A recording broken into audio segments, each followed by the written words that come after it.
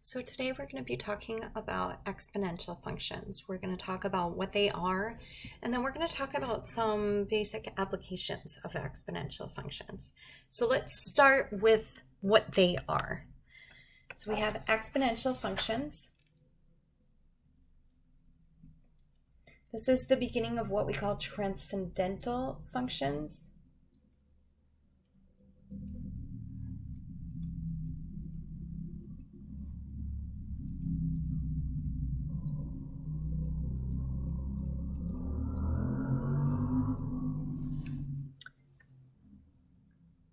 So what is an exponential function?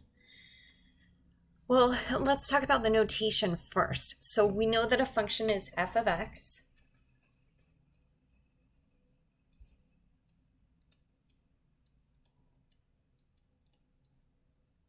So an exponential function is a times b to the x power. So the b to the x is the exponential part of this. This means that we're taking something, it's growing at a rate of b. So b is our growth rate, okay? And the a is where we begin. So let's write that down. And we're going to have different names for each of these things. The b, because it's the growth rate, we also call it the base. So we'll put both of those in there. B is our base of our exponential function. But if we talk about our applications, then it's our growth rate.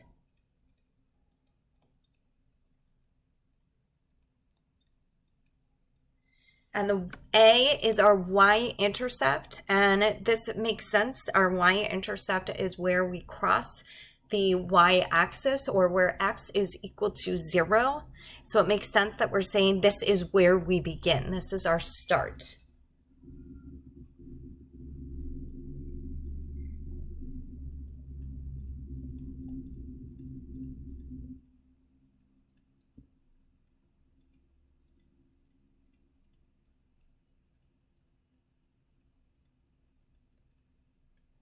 Okay, so again, the b to the x is the exponential part of this, but every exponential function needs to have a beginning, a starting point. So that's why we have the a in there. And we're going to have some constraints on this base, but before I get to that, let's just talk for a second about what it looks like. So an exponential function, not surprisingly, it grows very, very quickly.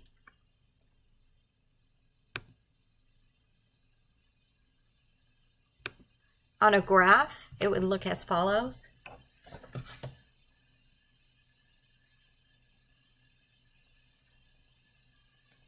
So here's our coordinate axis. Don't forget to always label your coordinate axis. And the exponential function starts off growing slowly, begins as a slow growth, and then it's going to increase very, very quickly. So it looks like this.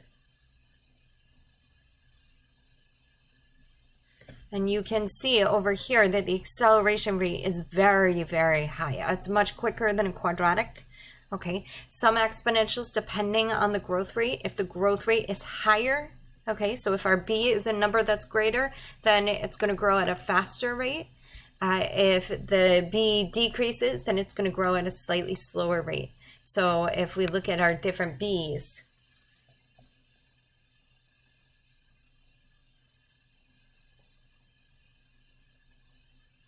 that would be if b is greater. So I'll say a higher b. And this would mean that our b is a little bit slower.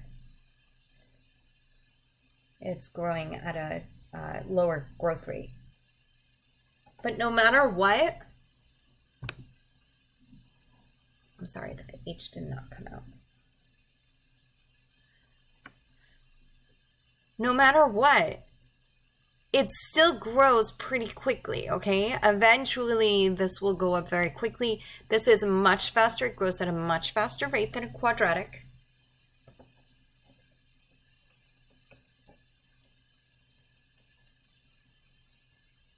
or than any polynomial function.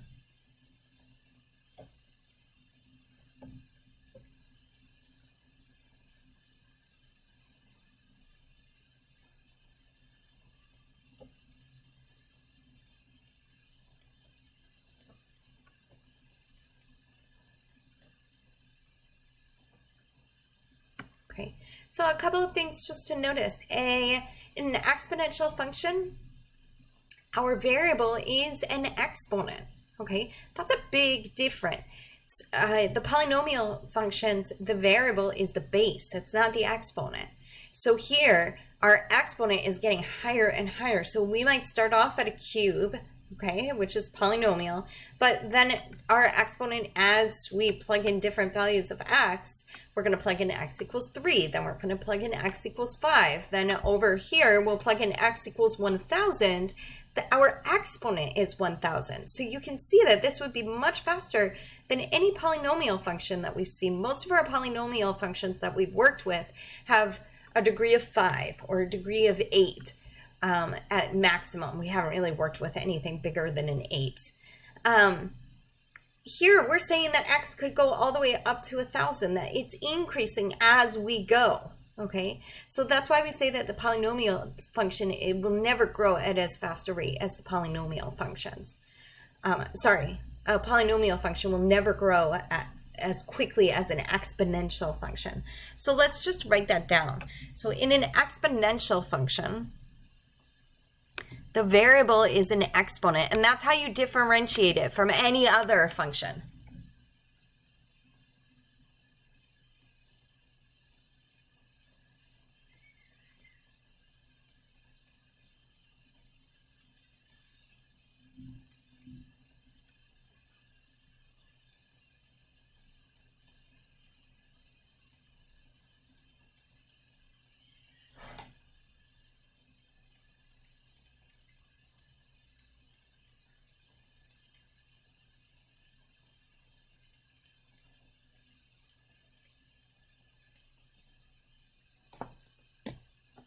Okay. It's a very, very fast growth rate. So you want to be careful about the use of the word exponential.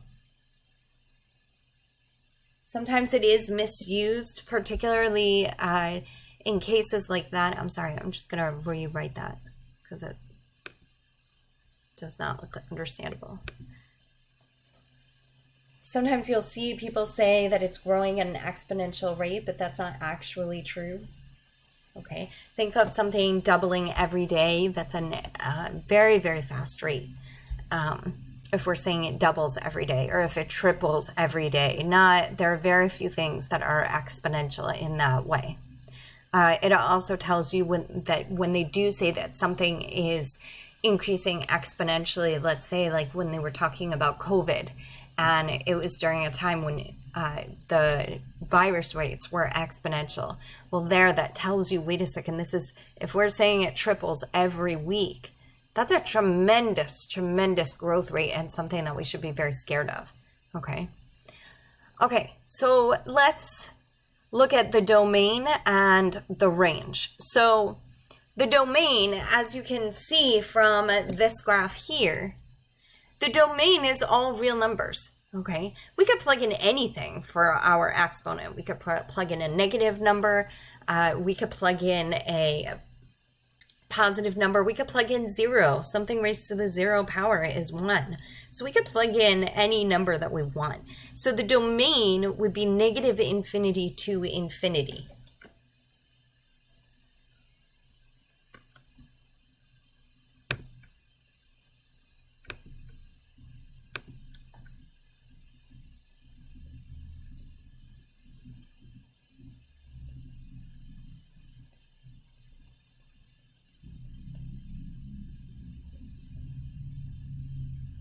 Now the range is a little bit different. The range is a little bit harder to see, but the range is talking about, well, what could f of x be? Okay, and no matter what our x is, our f of x has to be greater than 0. We can never reach 0. There's no exponent that we could plug in here that will give us a value of 0 here. Okay. So we never actually hit the x-axis. So our range is from 0, and then it could go as high up as we want. So it would be from 0 to infinity, and 0 is not included. Okay, we do not include 0 here. So our range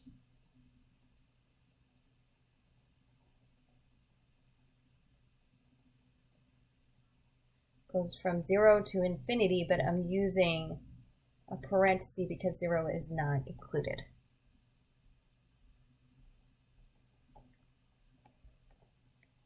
Okay. So let's take a look at, well, what happens there. I said that there were going to be 2 restrictions here, and the 2 restrictions is that b is not equal to 0, and b actually must be greater than 0.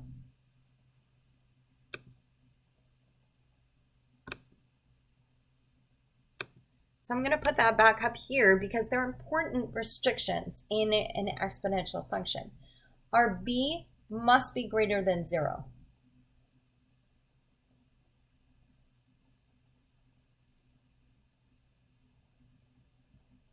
Okay. Now here's why. Let's think about it. Okay. I'm going to draw you what the graph would look like if your b were negative. Okay. So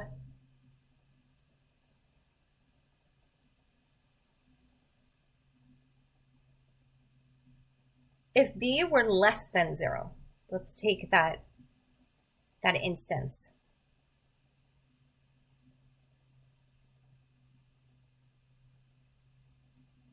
So here's your axis. Okay. Well, if you have an exponential function here, let's say that our b were -1. Okay. Well, if we take -1, let's not take -1. -1, never take a 1 or a 0 as a possibility. Let's say that b were -2. Okay. Well, -2 to the first power is -2. So if b were -2, then we would wind up with a negative number here. If we took -2 to the second power, sorry, I put that dot in the wrong place. Okay, so, and I'll write this down here so that you can see what I'm doing. We're going to say if b were -2, and we're just sketching this graph.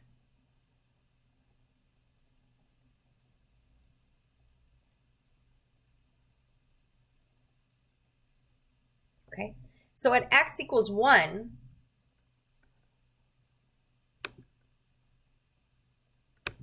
I'll put it in red. At x equals 1,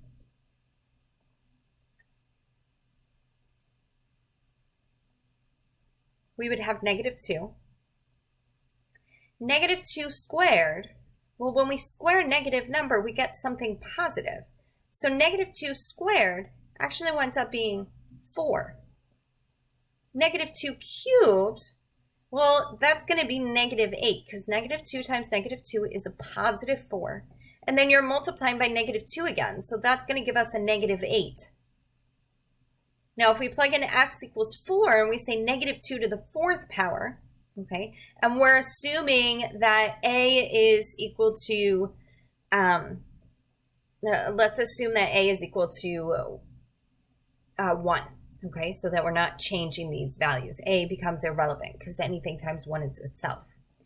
So if we plug in -2 for, if we plug in 4 for x, so we have -2 to the 4th, then we have -2 times -2 is 4, times -2 is 8, and then we're going to do it one more time because x is 4. We multiply by -2 again, and we actually get a +16. Okay, what winds up happening is you wind up with two lines, and it's dots. It's not even curves that you get. You just get these dots, and I'll kind of fill it in for you where it looks like 2 exponential functions that just go back and forth between each one, and they don't connect. These are just a series of dots. So if b is less than 0, then we don't have an exponential function because it's not connected. We would not call this exponential.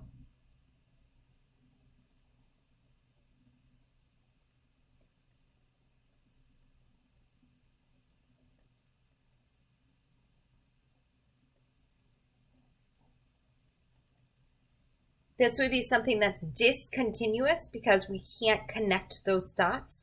It's simply a graph of dots. If any of you are familiar with scatter plots, think of it like a scatter plot. So our b has to be greater than 0 because negative numbers, when you raise them to even powers, they become positive, but negative numbers raised to odd powers are negative. So that's why we have this thing where we say, okay, b must be greater than 0.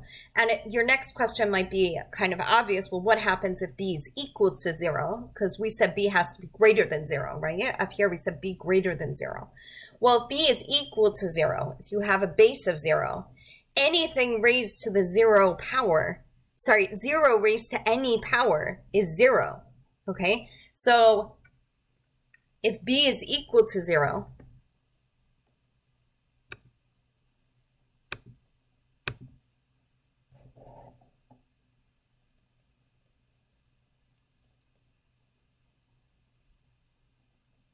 then we have 0 to the x. 0 raised to any power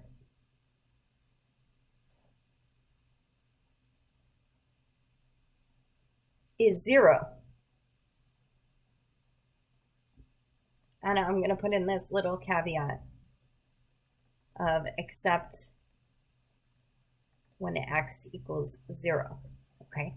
And this part is not as important except when x is equal to 0, so don't worry about that so much. The problem with that is then you have 0 to the 0 power, okay? When x is equal to 0, it's undefined. We just say there is no value. If we're always getting 0, if we have b equals 0, think about what that means. We always get 0 no matter what our x is. That means that our function, or our function here, is linear. It's just this. That's our function. It's a linear function.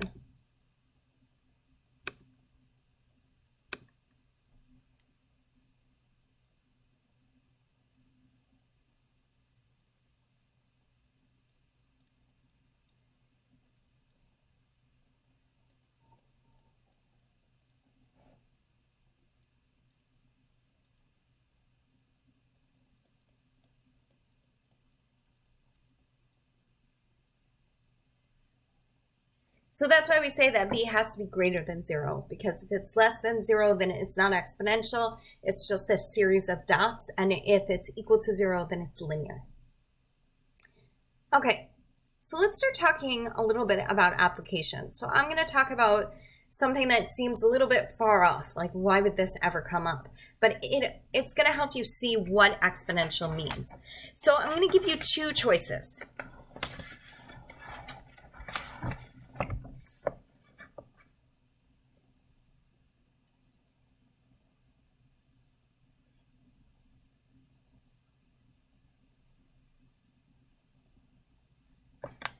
So your first choice is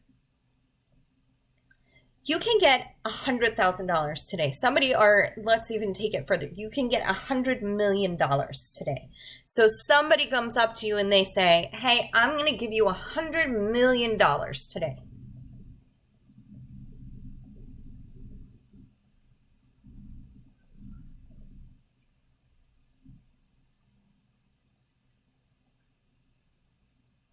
$100 million.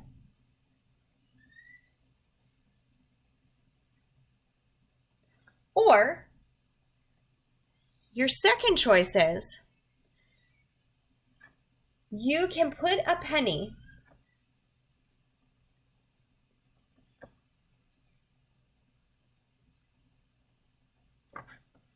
on the first square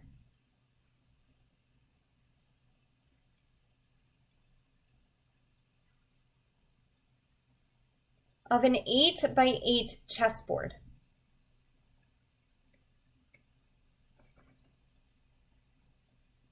And for anybody who's never played chess before, a chessboard is, if you've played checkers, then it's the same thing as checkerboard, but it's basically just a grid, an 8 by 8 grid. So there are 64 boxes, okay? And every day you get to double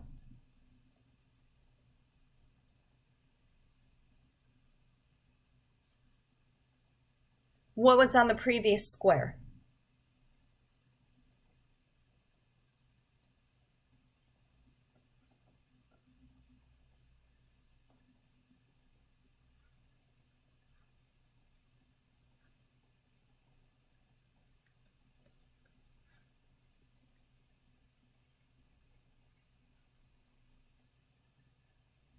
And put that on the next square.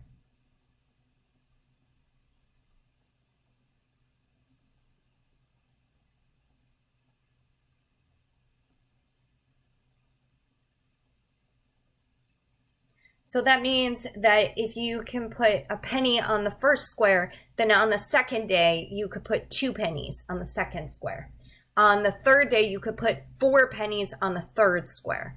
On the fourth day, you could put 8 pennies, so 8 cents, on the fourth square. So every day you're just doubling. The next day you have 16 cents. The next day you have 32 cents. Okay, so your other option is you can either get $100 million today, or you can get to keep what is on the 64th square. So on the 64th day, you get to keep what's on that square only. Not everything on the chessboard, but only what's on the 64th square.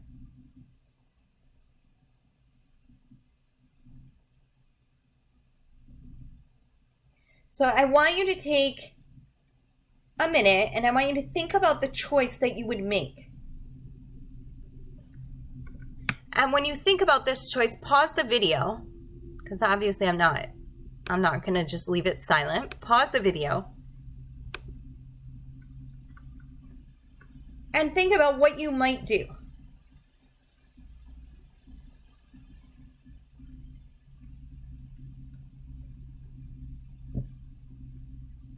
And then restart the video. So hopefully you've paused it, you've thought about what choice you've made, and now you've restarted the video, okay? Okay, so let's think about this for a second. And there are people who have very different opinions. There are people who say, well, I'm going to take 100 million today because I don't really care what's on the 64th square. Because even if it were a lot of money, I have to wait 64 days, okay? 64 days is about 2 months, little over 2 months, and I'm not willing to wait 2 months. Other people say, well, of course I'm going to take the 100 million today. That's going to be a lot more than what's on the 64th square. And then there are some people who surmise that on the 64th square, there's going to be a lot of money. So I'm willing to wait the 64 days. So let's think about what would be on the 64th square there. Okay. So things are doubling every single day. So our growth rate is 2. Now, I don't know if you can hear this, but there is a crying baby in the background. That is my baby. Do not worry. I am not leaving my baby unattended and just crying. She is in the great care of my parents. But just in case you could hear it. Okay. Anyway, we have a growth rate where it doubles. That means that it's a growth rate of 200% every day. You're getting 200% of what you get. So you're starting off with 1 penny. 1 penny. 1 penny is 0.01 cents. Okay.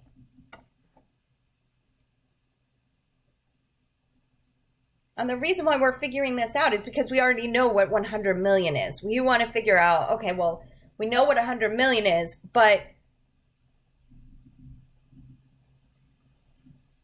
what's going to be on the 64th square? So we're starting off with 1 penny. That's our A. The growth rate, we're doubling. That's our B. Now, how many times are we doubling? where we're doubling 64 times. So our function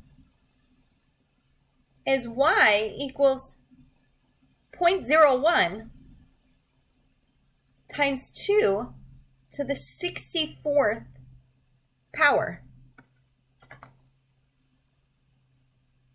So let's take a calculator and figure out what this is. So we're doing 0.01 times 2. No, whoops, I pressed the wrong thing.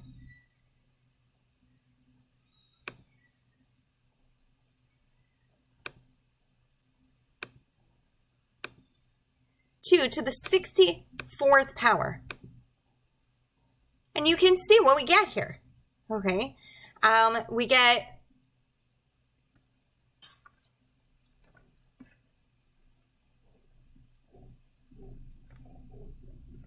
I'm going to move this out of your way a little bit. 18, 4, 4, 6, 7, 4, 4, 0, 7, 3, 7, 0, 9, 5, 5, 1, 6, 1, 6 dollars. So over here, it's 551,000. This would be 709 million. This would bring it to trillion. To billion, trillion, quadrillion, and quintillion. Okay, this is a lot and a lot and a lot of money. Okay, a lot and a lot and a lot of money. So 18 quintillion dollars compared to the 100 million. Okay, so that just kind of gives you an example. I did that correctly, right? Million, billion, trillion, quadrillion, quintillion dollars. Okay, so anybody who felt, well, I'm going to take the 100 million because I think it's going to be more, this kind of tells you, wait a second, no way. This is so much greater. This is what we should be taking. And the 100 million, you would only take it if you kind of felt, well, I'm going to be rich anyway, so why would I wait 64 days? And actually, you can never get this. There's not enough money in the world. Okay? Okay, so that just gives you an idea of the power of an exponential growth. So now let's go back and let's talk about applications that are realistic for you, what this means. And we're going to talk about, applications in the world around you, and an application that is very, very close to something that everybody here has, I would say, most likely experienced. Okay. So let's talk about applications. And some of you will be very familiar with this and some of you won't be. And the application that we're going to talk about is banking. Okay. So in a bank,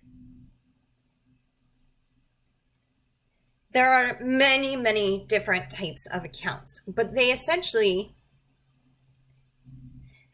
break down to the following. Okay. There's a checking account.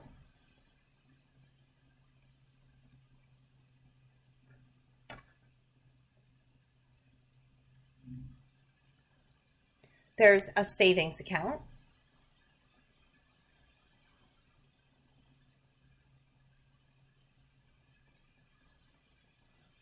There's a money market account.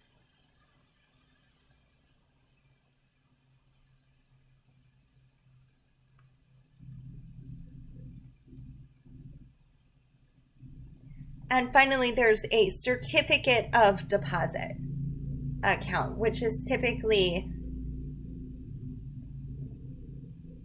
abbreviated as CD.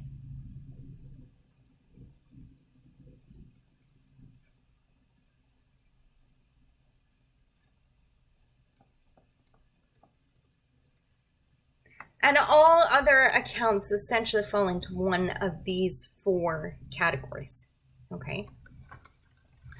So let's talk about each of these. Almost everybody has a checking account. Okay, if you keep your money in a bank, you have a checking account. The checking account, the differences between these accounts is really the access that you have to your money and the interest rate, which we will talk about in just a second. So let's talk about access first, and then we could talk about interest.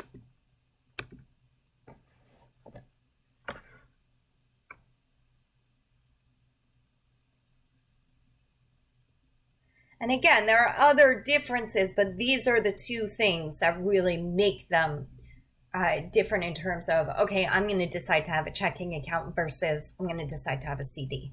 Okay, you might have other fees that might change from one account to another, but that's not going to be what makes your decision. So the differences between the accounts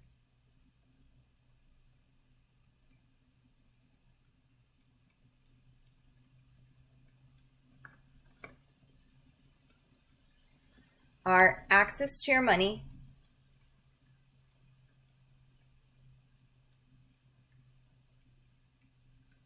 and interest. So let's first talk about access.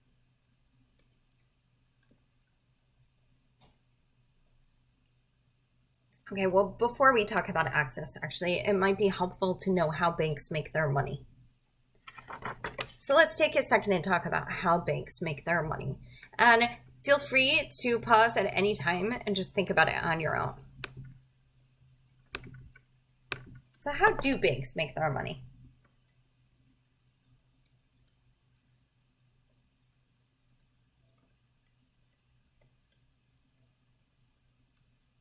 There are actually a few ways that they make their money. Okay, because the banks have to make money in order to stay open. You can't have a non-profitable bank. It just doesn't really work. So the first one that people often mention is fees. That's because that's what we're familiar with, right?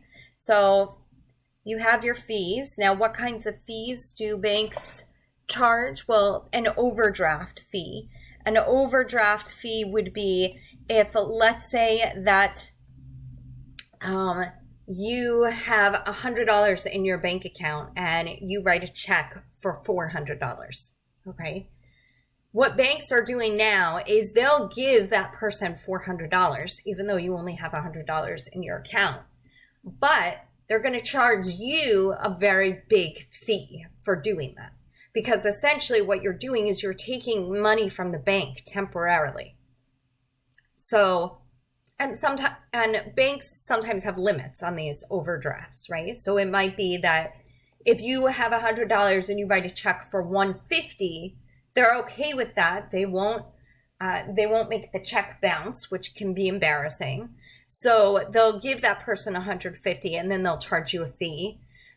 Whereas some banks, if you write a check for $150, their limit is $25 for overdraft. So your check will bounce. So that overdraft matters. And that might even be something that you would want to ask about when you open an account, is how much would they allow before they bounce the check. Okay.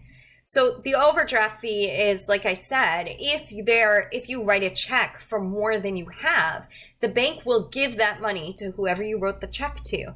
But then you're going to get charged a fee. And obviously the extra money is going to get taken out of your account. And it eventually, right? As soon as you deposit more money, the bank is going to take it out because you're essentially just borrowing that money. So you have your overdraft fee. The next type of fee that you have are your ATM fees, right? So if you have an account at, let's say, TD Bank, but you go to, for example, Chase, and you take money out of their ATMs, Chase is going to charge you money. They might charge you, or your bank is going to charge you money. They might charge you, TD Bank will charge you, let's say, $3.50 because you used a different ATM, okay? And because of that, most of us try and only withdraw money from the bank that we have our accounts in. There are some banks that if you have enough money in your account, they'll waive all of the ATM fees. But that would be another place where a bank makes their money in terms of fees. Another example would be a minimum balance. So a lot of accounts, you have to have a certain amount of money in it. So maybe it would be you have to have at least $100 in the account. And if you fall below the $100, they might charge you $10 a month. These fees can be very high. Okay, so we're not saying that it's, well, you just get charged $1. It's like $10 a month if you, and it's monthly. So $10 a month if you run below that minimum balance. For some accounts, it might be $1,000. For some accounts, if it's an account that you're getting a lot of benefits from, it might be, $10,000. So that minimum balance is also going to matter to you. Okay, so minimum balance. And there are a lot of others, but these are the major ones that you'll find.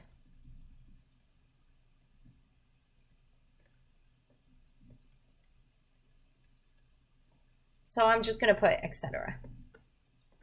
And while these fees, they do make money from, it's not enough still. I mean, $10 a month. And obviously people who are paying overdraft fees or minimum balance fees, they're not exactly wealthy people, right? Because if you're wealthy, you're never going to fall below your balance. You're never going to fall below a minimum balance. You're never going to write a check for more than you have. So they're collecting money from people who often don't have that money to give the bank. So the bank just is out the money. It's not, they get it eventually, but they're not making large amounts off of this. So they need other ways to make their money as well. So the next way that they make their money is they invest it in the stock market. They invest money in the stock market. And that's really the money market account. That's the big part of the money market. So that would be a second way that they do it.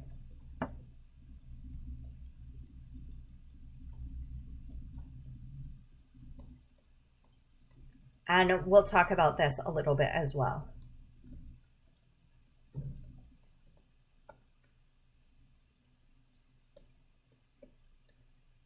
Okay. And the third and maybe most obvious way that they make money is through loans.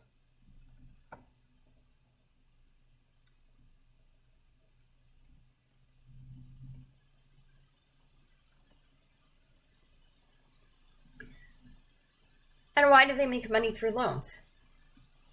They get interest. When you get a loan from the bank, you have to pay back the money eventually, but you also have to pay interest on that loan, whether it's a car loan, right? You might go and say, well, I need to pay for a car, but a car is going to cost me $20,000. I need a loan to pay for that car. I don't have that kind of money. So you get a loan, the bank gives you the $20,000, and then you pay back that $20,000 over time. Another one would be for a mortgage. If you want to buy a house or an apartment, then you're taking a loan out of the bank and you're paying it back over time, right? Because most people, they don't have enough money to pay, to pay $500,000 even for, let's say, a tiny apartment.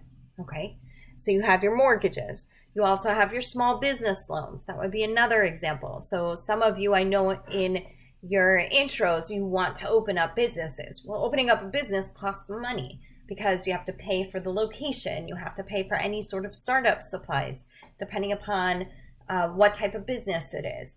If you're talking about, for example, a restaurant, you have kitchen supplies. You have your tables, your chairs, you have your big appliances. All of these things cost money. So you need a loan. You need some seed money, we call it. So a small business loan. And there are other types of loans. These, again, are the major ones. So I'm just going to put etc. And all of this is going to come together in just a few moments. So then the question is, well, how does a bank determine whether you deserve a loan? Because I'm sure some of you have heard about loans before. Some of you might have even applied for loans before. And sometimes you're accepted and you get your loan, but not always. A lot of times a bank will reject your loan application. So why do they reject your loan application? Well, they're looking for three major things.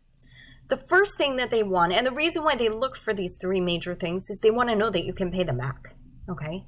So the first thing that they look for is, do you have steady income? So if you are a consultant, you're going to be less likely to get a loan because consultants sometimes they make a lot of money per year and sometimes they don't make any money in a given year. Consultant being I guess what I mean is a contract worker. Okay, so you go out, you advertise your business to different people.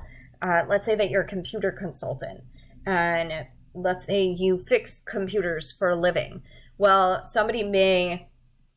you may have different companies that give you business. Okay, they need their computers fixed. They want to update their computer system. They hire you, but it's a single job. And then afterwards you stop working at that company. So that's what a consultant would be, that you get hired by individual job. And sometimes you get hired by a lot of different companies in a given year. And sometimes you don't get hired by any in a given year. So that would be something that isn't a steady income. If you're a college professor, you're considered to have a steady income. You have a job every year. You're making a certain amount of money. And I'm sure some of you know about tenure. Tenure being, it's really hard to get fired. So being a college professor or a school teacher, that's considered a very steady income because you're getting the same thing every year or you're getting a raise. But you're getting an income every year and it's a steady job. So steady income would be the first thing.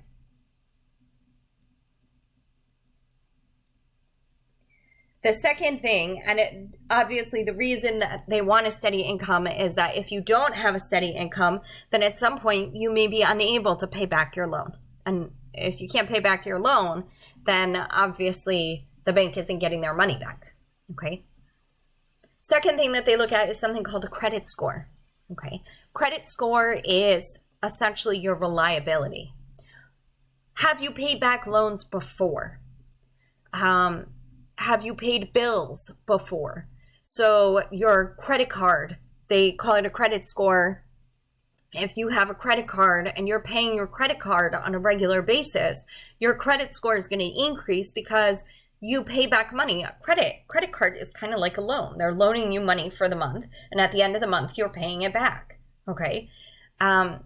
So if you have a credit card, the more credit cards you have, actually, that can increase your credit score to a degree. I think if you exceed like 3 credit cards, then your credit score actually starts dropping. But if you have like 3 credit cards and every month you're paying it back, then you're building up a credit score. If you've had another loan, so for example, let's say that you bought a car and you paid back that loan reliably, then they're going to be more likely to give you a mortgage because you have a high credit score. Okay, so the credit score is your history.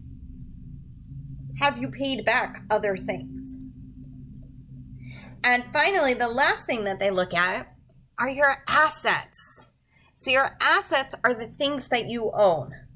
Do you have anything?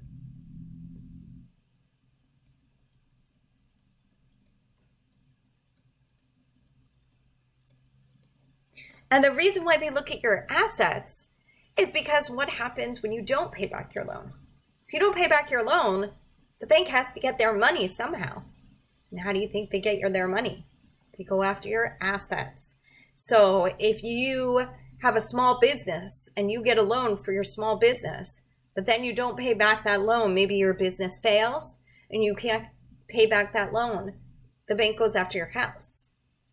And then if they take your house and you still haven't paid back the loan, even with the cost of the house that you own, obviously you would have to own it. Renting it is not considered an asset. And let's say you own a car. They go after your car. They go after everything that you own.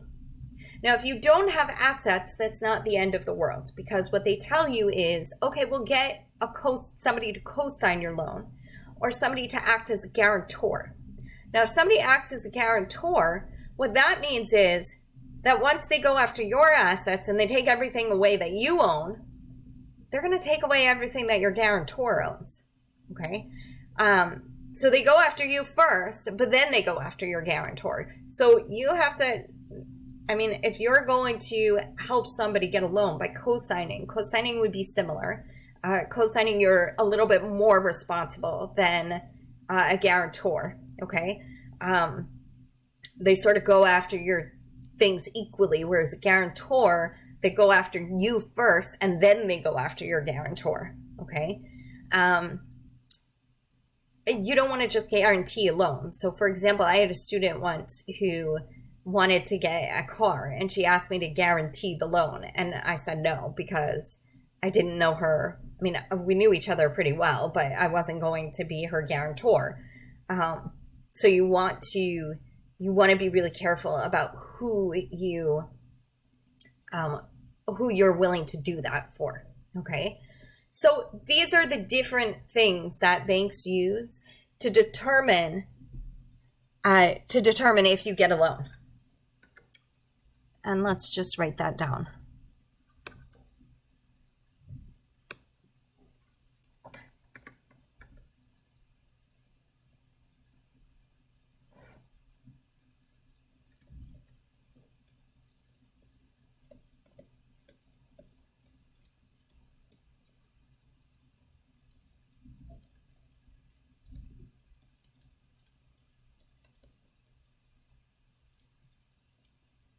And I would also warn you to be very careful about this credit score. So, for example, I had a very, very good credit score. It was excellent. It was like in that 800 to 850 range because I had paid back my loans on time. I had a credit card for many, many years. I had 2 credit cards, and one of my credit cards was with Capital One.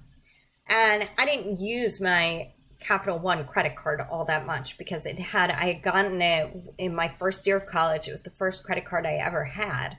And the credit limit, which is the maximum amount of money that you could spend on your credit card, was pretty low. So I didn't use it that much. When I did use it, it was because I also have an American Express card. It was because I couldn't use my American Express. It was like a store that wouldn't accept American Express, or a restaurant or something. So I used it relatively infrequently, which actually is a negative. You should use credit cards frequently because that's how you build up your credit score. But anyway, Capital One stopped sending me bills. They wouldn't arrive at my apartment, and it wasn't even that they had the wrong address. I just wasn't getting them. And because I didn't use my credit card all that often, I forgot that I had a bill. I don't typically do online banking because you have to give your social security number, and I didn't want to do that online. So anyway, because I stopped getting the bills, eventually, like 3 months later, I get a letter that says you have not paid this amount of money. It was like $50 bills for like 2 months. So we're talking about $100. And it said you have to pay these bills. It charged me a late fee. The late fee was like $50. Late fees are a fortune. And then they also charged interest. And interest for credit cards is very, very high. It's like 19%. Very, very high. So they charged interest. So my $100 turned into quite a bit of money. I called them and I said, I never got your bill. And they looked it up. They said, oh yeah, you never got our bill. It said, we got it back, and it said return to sender. So they erased the charges. Okay. They let me pay just the amount that I used, but they erased the late fee charge and the interest, which I thought, oh, that was really nice of them. Then I look at my credit score, and it went from over 800 into the 500s, which is a poor credit score. Went into the 500s because of 2 late fees, just 2. So I called them up and I said, you're destroying my credit. Like, I'm not going to be able to get to rent an apartment if I wanted to. I didn't want to at that particular moment. And rent an apartment, it's not a current apartment. It's if I wanted to move. Then when you try and rent an apartment, it's really hard. I know some of you may not be doing that yet. It's really hard if you have a low credit score because your landlord is looking for the same thing. They want to know that you're going to pay your rent every month. So they look at your credit score. So I was furious. I called them up and they couldn't do anything. And it's taken years to build that credit score back up again. So don't use Capital One. Okay, so you want to be really careful about these things. Now, why are these things important? How a bank makes their money? Well, the fees they get from you when you make some sort of mistake or you do something knowing that it's a problem, but you don't really have a choice. When they invest money in the stock market and they give out loans, which is where they get money from, because loans you pay interest. The interest is not as high. Like a loan, for example, a high interest rate to pay back a loan would be like 8%. A low interest rate might be like 3%. So when you graduate from college, if you have loans to pay, you can do something called consolidating your loans. Consolidating your loans would be putting all of your loans together and fixing the interest rate so that no matter what the interest rate, no matter how the economy is doing, if you fix your interest rate at 4%, it doesn't matter that the economy is not doing well and all of a sudden the interest rate on loans goes up to 8%. That doesn't matter. You still pay only 4%. The negative of this is that if the economy improves and the interest rate goes down and it's only 3%, it doesn't matter. You're still paying 4%. So if the interest rate is at 6% or higher, you would never consolidate because that means that the economy is not doing well. It's likely to get better and your interest rate is going to eventually drop. So you wouldn't consolidate your loans at 6% or higher. When I graduated from college, the economy happened to be doing very well. The interest rate was 3%. I consolidated my loans so that I get that interest rate fixed. 4 years later, the economy bombed. We wound up with 8% interest rates, but I was still only paying 3%. So it's a little bit of a gamble, but under 6%, you're probably better off consolidating. Okay. But anyway, that's how they get the money. They get it from the interest. Okay. But the question is, where do they get the money to give people the loans? Where do they get the money to invest? Well, they get the money from you, from their customers, okay? Because you're putting money into the bank. So the money that you're putting into the bank, they take that money and they lend it to somebody else. Or they put it into the stock market and they hope to make money back, okay? So that's why it's a really big deal when you don't pay back your loans. Because if you don't pay back your loans, then they don't have the money to give back to their customers. And that's why they start taking things from you, taking your assets. That's the difference between these bank accounts that we were talking about, right? The access to your money and the interest. So a checking account has constant access. You could access your account at any time. You could go to an ATM, and sometimes you have an ATM withdrawal limit, but you could go to an ATM several times during the day and you can withdraw money. So you have lots of access, and you're going to want a checking account.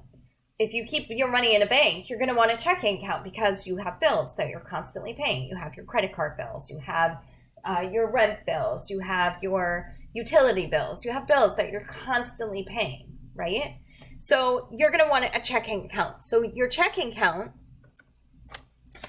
is essentially unlimited access.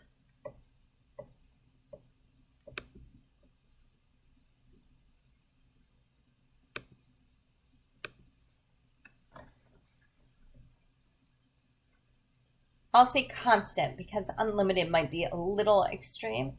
Constant access. You can go into a bank and ask for your money. Now, because of that, your money needs to be available to you at all times. So if it's constant access, then you're going to get either a very low interest rate or no interest rate at all.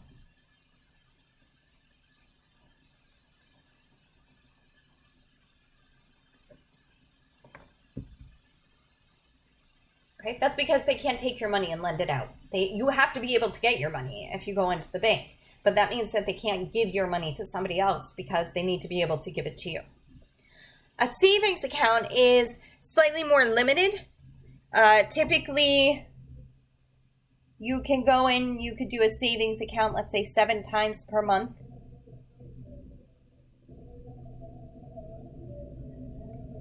And because of that, you'll get interest, but it'll usually be a low interest rate. Now, what is interest? Let me just clarify that. That's money that the bank gives you. Okay? It's like a reward. You put your money into the bank, therefore, we're going to give you money back just for putting your money into the bank because you're allowing us to use it. And because you're allowing us to use it, we're going to give you money. Now, you might say, well, then how do they make money if they're giving all of these people money? Interest rates for these accounts might run 0.05%, whereas interest rates on loans would be 5%. Okay, so and that's actually a very big difference, and you'll see how big this difference is when we start actually doing the mathematics that goes along with this. Okay, a money market account is even less access. It might be more like 7 times per year. But because of that, you get higher interest, more interest. I'm going to say higher interest because we're talking about higher interest rate.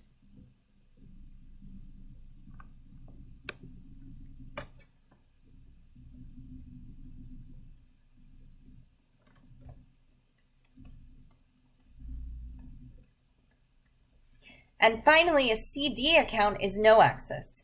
You actually get charged.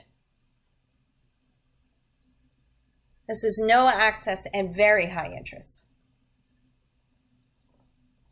No access meaning you're saying to the bank, I'm going to put my money in this account for 6 months, 2 years. I ran out of room here.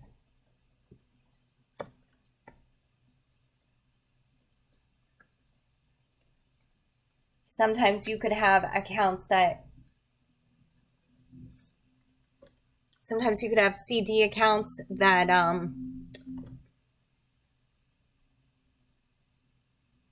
sorry about that.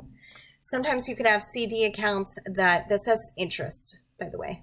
I just ran out of room, so it's not recording it. So interest. Sometimes you have CD accounts where it's for 6 months. And what you're doing is you're saying, I will not touch my money for 6 months. And if I don't touch my money for 6 months, that means that you could lend it out for 6 months. Okay. And so because of that, because they have constant access to your money, they give you a higher interest rate. It's like a reward. The longer the CD, the higher the interest rate. And there are actually big penalties for withdrawing your money early. So if it's a 10-year CD and you withdraw your money after 5 years, that's a huge fee that you're paying. So you want to make sure that you're not getting a CD that's too long, okay? Because you're hurting the bank by doing that. So, but because you're giving them, because you're telling them I don't need any access, you're getting very high interest rates, okay?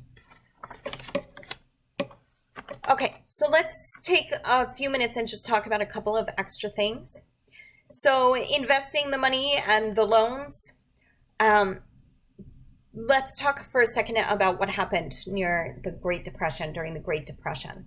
So what happened during the Great Depression is people got scared, okay? And because people got scared, they were scared about their money. They got scared that businesses were closing. So they went to the banks and they withdrew their money. And when they withdrew their money, the banks no longer had money to lend out. In addition, they weren't getting money paid back to them. So they didn't have money to lend out. They didn't have money that could be paid back to them because people were losing their jobs. They were losing their businesses. So the banks ran out of money. And because the banks ran out of money, they couldn't give money back to the people who were running to the bank to get their money back. So the banks would close.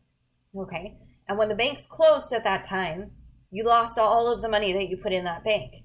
So if you had, $10,000 in the bank and the bank closed, you had to say goodbye to your $10,000. And because of that, the Great Depression sort of feeded on itself. It was almost a self-fulfilling prophecy. Because people got scared, they lost their money. If they hadn't got scared, then the banks never would have closed. They would have continued to have access to their money, and they would have been fine. So in in Roosevelt's New Deal, one of the things that they did is they started federally insuring the money. So in a lot of the banks, you'll see on the glass FDIC insured. Okay, and what that means is that even if the bank closes, you still have your money. Right now, it used to be up to 250,000 in a bank. So not in a given account, but in a bank. So if you had multiple accounts, you could get up to 250,000 back. So if you had $10,000 in the bank, even if the bank closed, you would get the full 10,000 back. Now it's up to $500,000. So you want to make sure that you have a bank that's FDIC insured. If you do not see that anywhere, then it means that it's not insured. And it means that if the bank closes, you could lose all the money that you had in that bank. Now, most big commercial banks are FDIC insured.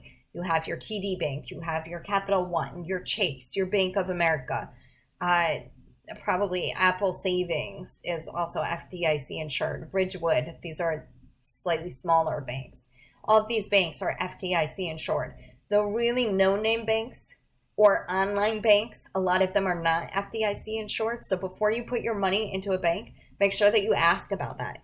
So FDIC insured guarantees that you get your money back even if the bank closes. But there is a limit. If you have $1 million in the bank, you will only get up to 500,000. So a lot of people will distribute their money among different banks, or they'll invest it in other ways. So you get a lot of people investing in things like real estate or companies. So that's why people say, oh, I have so much money that I could just invest.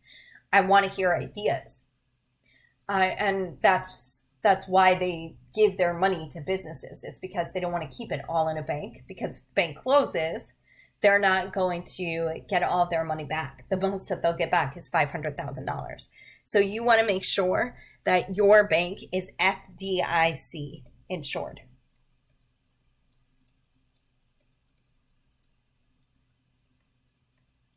And this guarantees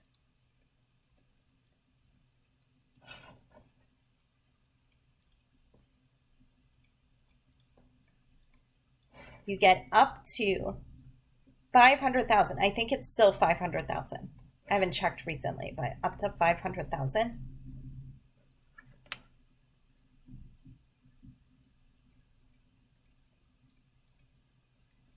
From the bank. So if you have multiple accounts, it's still a total of 500,000. So if you have $1 million, even if it's separated into 20 different accounts, you still will only get 500,000 back. So even if the bank closes, and that prevents what happened in the Great Depression, because people aren't going to run and withdraw their money from the bank.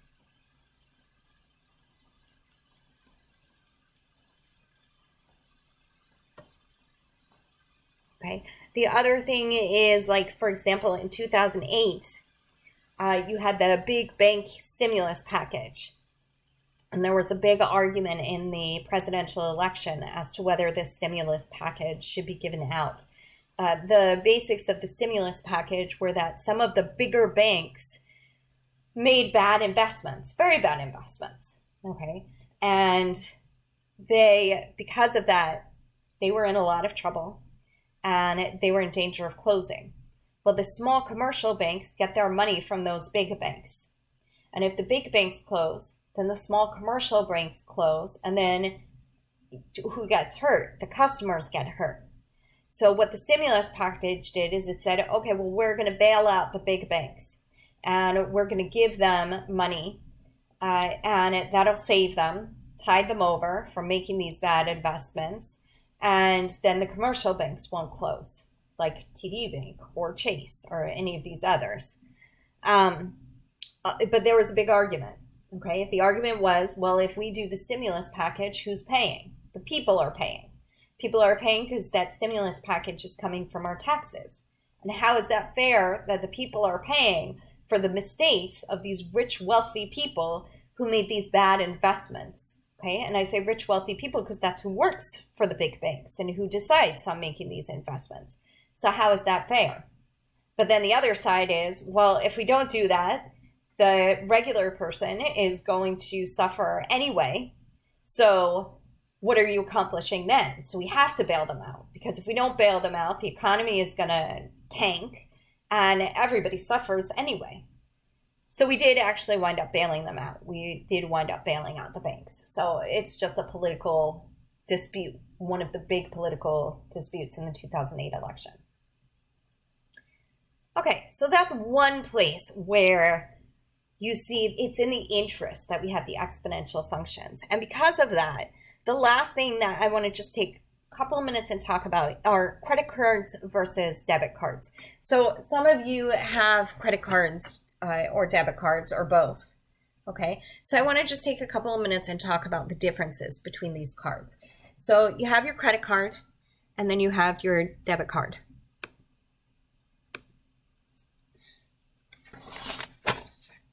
So the credit card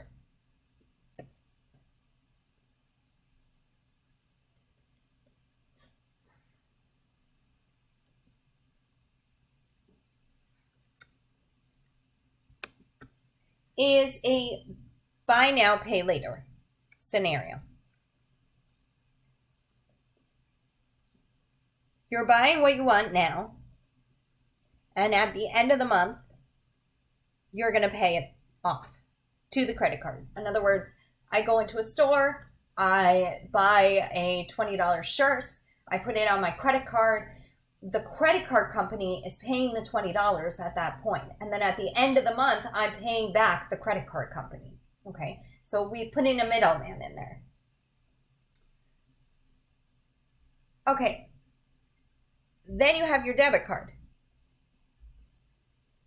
And the difference is that the debit card is coming directly from your bank account. There is no middleman.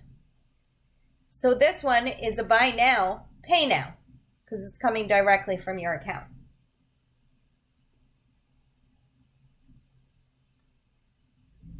Now, neither of these are really pros or cons, because it kind of depends on your personality. Okay, so what are some of the advantages of a credit card? It builds your credit. Okay, we talked about credit score a few minutes ago. This builds your credit score.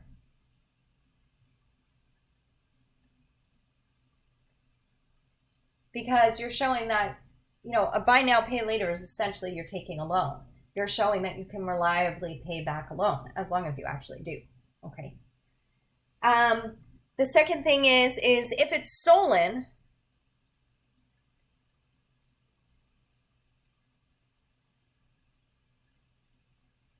the money never left your account.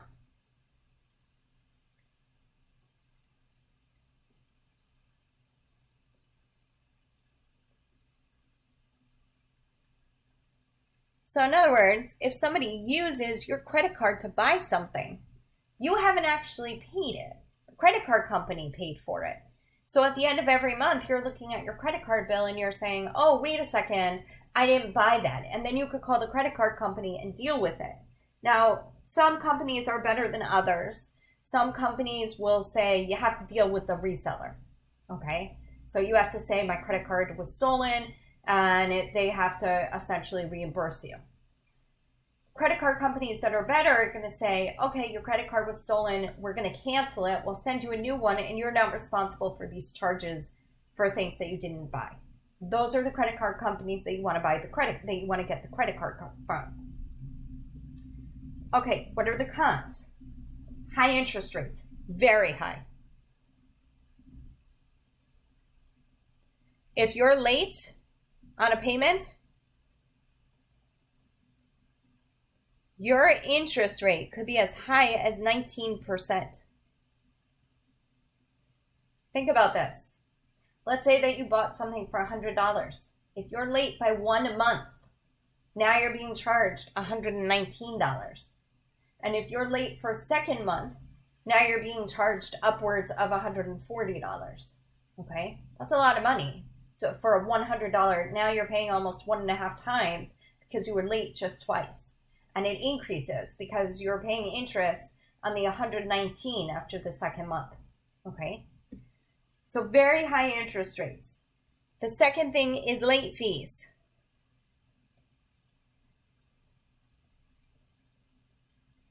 And both of these kill your credit.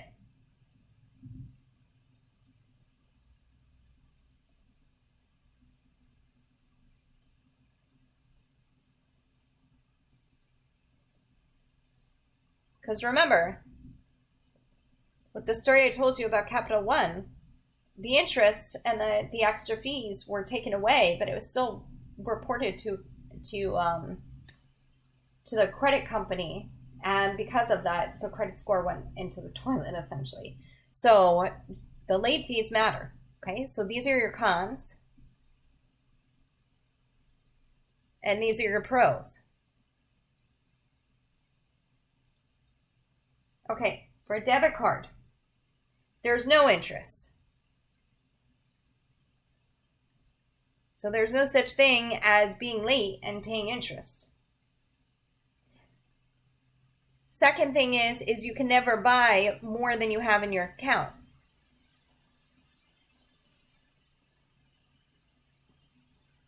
You can't, because the bank won't let you. So you can't spend more than you have. And that's a big advantage, because that's the problem with credit cards. There are a lot of people who go into credit card debt. So you can't spend more than you have. A con would be the money comes directly from your account.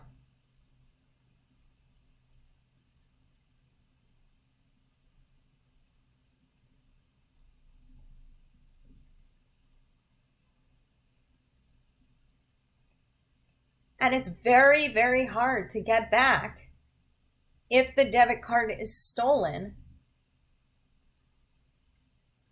or if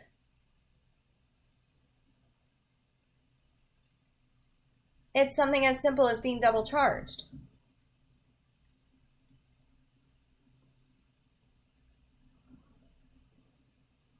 This is a huge con, because there are mistakes that are made all the time. So these are more like pros, depending on your personality. But this is a huge con, okay? Because a lot of times the store is not great about it. Banks, it could take months to get money back if there's a mistake that's made. So big, big con. Obviously, if you're somebody who's a big spender, a debit card is going to be much better for you, because credit cards, you might be more likely to go into credit card debt. So it depends on your personality. There are some people who have both and use a debit card for certain things and a credit card for other things. Now, what we're going to talk about in the next video is how this interest works and how much you're actually going to make and how you could figure out how much you're going to make. But this is it for this one.